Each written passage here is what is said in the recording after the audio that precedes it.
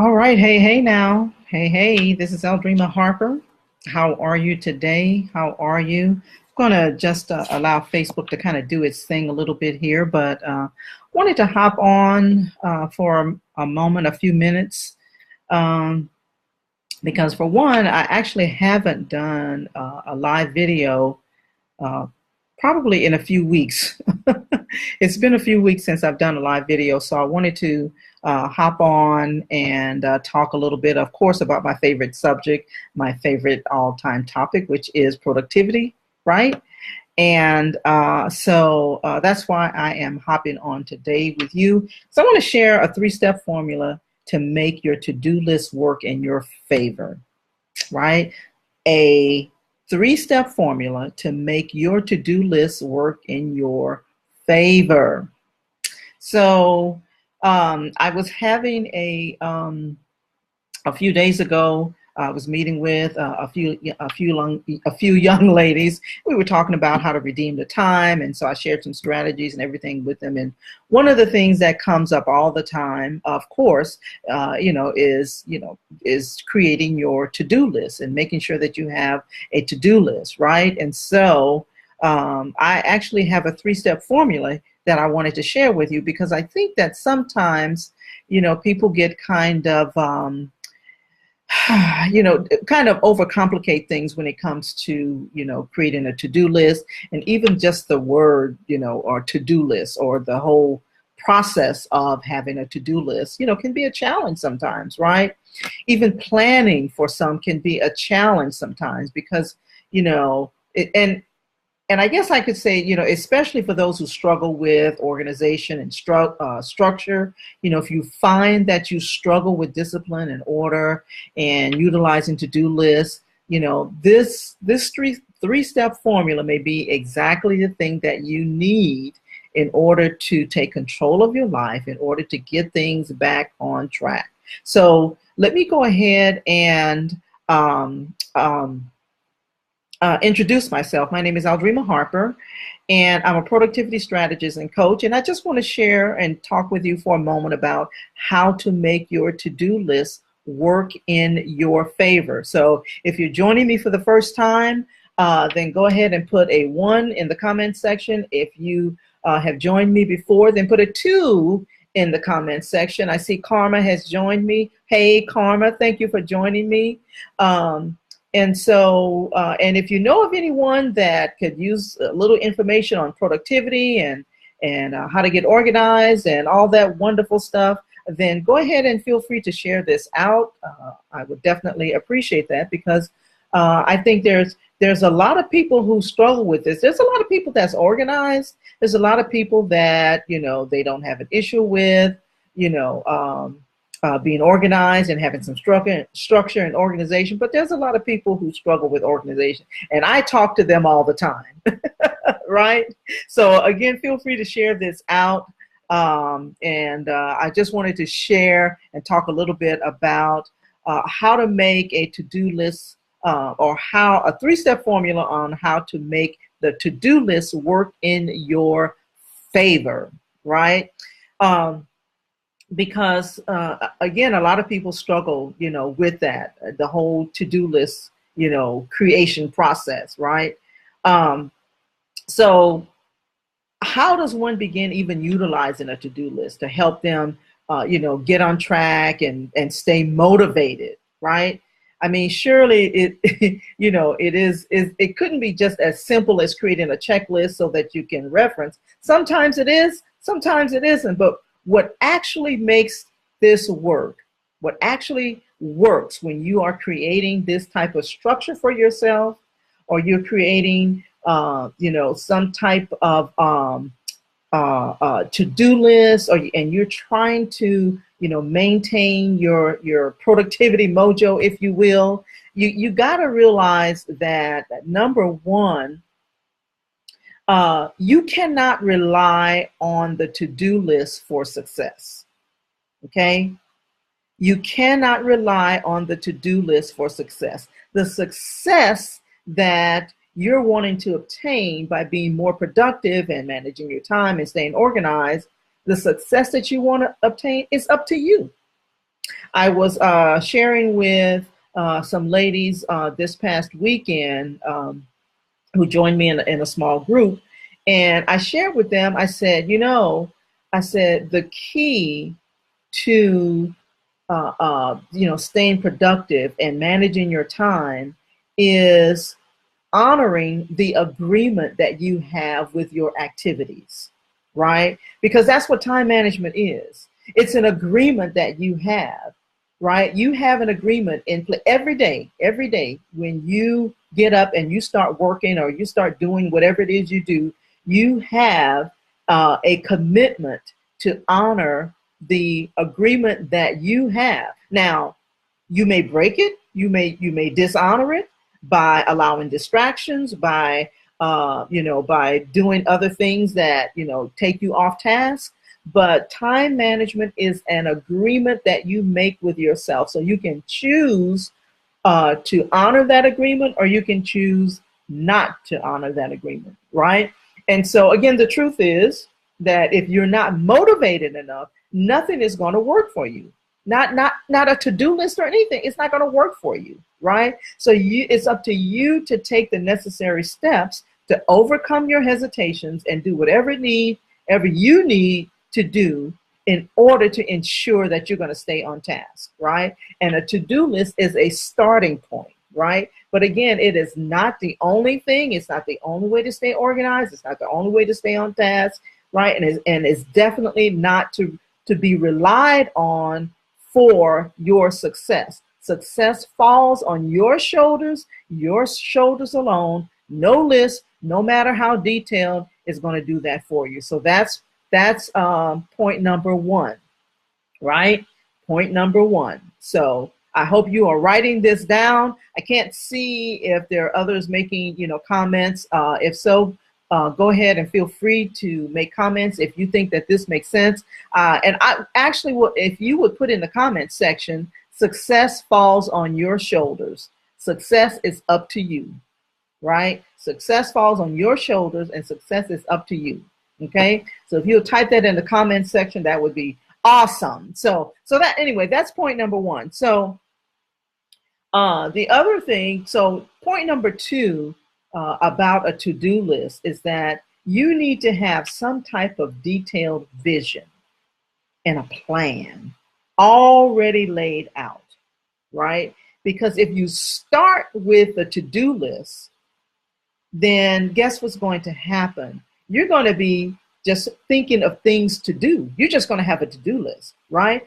But if you have a vision, if you have some type of visualization about your goals and knowing where it is you're trying to go. Thank you, Karma. And knowing where it is you're trying to go, then you're much more likely to have and create a to-do list that's going to help you accomplish those things, right? So you have to start with a vision, a detailed vision, a plan, right? So my number 2 point is that you need to have a plan. Right? You have to have a plan. So number one, success falls on your shoulders and it's up to you. But number two, you got to have a detailed vision and a plan already laid out before creating your to-do list, right?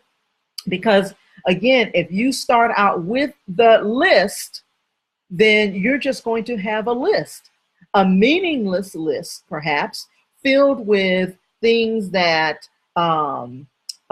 crisis things that have nothing to do with your goals, things that may not keep you on point. And then you're going to look at your to-do list, and at the end of the day, at the end of the month, at the end of the week or whatever, you're going to be thinking, well, what have I gotten accomplished, right? Hi, Dr. Arvella. You're going to be thinking, what in the world have I gotten accomplished if you just have a to-do list and no plan? No visualization, no goals, nothing that's going to help you stay on track, nothing that says, okay, this is what I need to do, number one, number two, number three, if you may have those things on your list, but they're not tied to anything, right? If you don't have a vision or a detailed vision or a plan, your to-do items are not tied to anything. And so again, you just have a to-do list. which really renders you unproductive or non-productive, right? So you must have a vision and a laid out plan, right, in order to have a good to-do list, right, in order to make this to-do list work in your favor. So what we're talking about, Dr. Arvella, thank you for joining me, is how to make your to-do list work in your favor, how to make that to-do list work in your favor. And the first thing that I shared was that you cannot depend on your to-do list for your success. Your success falls on your shoulder. And then point number 2 is that you have to have a laid out plan before you start working on your to-do list, right? So that is number 2, right? Number 2. So number 3, and I always share this with people, and some people may or may not, get it, or, maybe it doesn't work for some people, but always, always, always start the day before. If you want your to-do list to work in your favor, you need to start creating your to-do list before the day of, right? The day that you want to get those things done, right? Because here's what happens. The brain has time to process those tasks and give you some answers, right? Because, yes, thank you, Karma. Thank you so much. Because, and I can tell you it's worked for me whenever I try to do my to-do list the day of, I'm just kind of operating in crisis mode. I'm kind of operating in things that I think that need to be done like right now or what have you, or things that just instantly come to my mind, and I may not have a solution for it. But if you do this the day before, right, your brain has time to kind of give you some additional solutions, right? And I'm telling you that works. It has worked for me. Like I'll start my to-do list the night before, and I may not have all the solutions, and then the next morning something else kind of comes to mind that I thought, I didn't think of that before, but what a great idea. That will really get that thing done, whatever that is that I'm working on, right? So you need a chance to process those tasks at hand so that you can prepare yourself mentally for getting those things done, right? Now, I have a bonus for you, right? Because a lot of times people will, and I've done this for, sometimes they have things that they need to get done that they just dread, right? They just dread. Did I give you number 3? I hope I did give you number 3. Yeah, do your list the day before. Make sure you create your list the day before, right? Thank you, Dr. Arvella. Thank you, Karma. So this is a bonus, right? A lot of times, people have things that they absolutely dread doing, right, on their list. It's like, and myself included. Can I raise my hand here? Myself included. And so it's like something that I just don't want to do, right? So my recommendation is, instead of saving the hardest item on your list for the last thing that you do, why not make that the first thing that you do? Prioritize your list with the hardest thing first, right? The hardest thing first, right? Because then when you do that, you'll find yourself knocking those things out after you get done with the first thing. Because this was like the first thing that you get done. If that's the hardest thing, everything else is going to be like, oh, I'm just going to go ahead and knock this thing out, right? So when you prioritize your list that way, then you have a better chance of completing those things and doing some of those, doing those things from a standpoint of motivation, right? Because you've gotten the hardest thing done already, right? It's like, okay, I've gotten that thing. So now I'm more motivated to finish because it doesn't seem like it's so insurmountable. It's so hard because It's like when you got the first thing done, and that was the hardest thing that you had to get done, my goodness, then the other things are like a cinch, right? So prioritize your list with starting with the hardest thing first, right? Start with the hardest thing first. You can go ahead and write that in the comments. Hardest things first, right? Because you'll be more motivated to finish them, right? If you leave the worst thing for last, then you're going to find yourself, agonizing over what you have left to do.